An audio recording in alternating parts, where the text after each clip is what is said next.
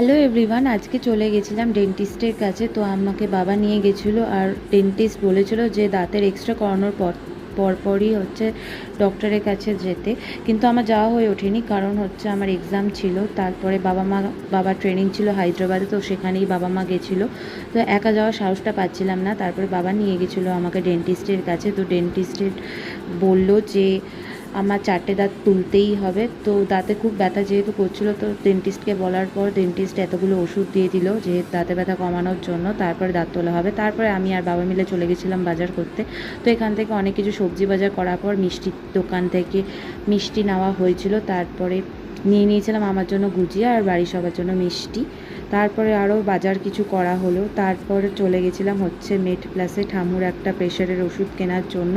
তো এটাই সেই ওষুধটা। তারপরে তার পাশেই ছিল হচ্ছে ফলের দোকান। এখান থেকে এতগুলো ফল কেনা হয়েছে যেহেতু কাল একাদশী।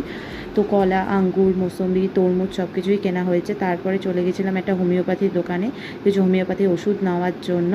তারপরে আমার এত দাঁতে ব্যথা, তাও আমি বাড়ি এসে একটা মিষ্টি খেয়ে নিয়েছিলাম। এটা ছিল বোম্বে রোল আর খুব টেস্টি খেতে ছিল। So that's it.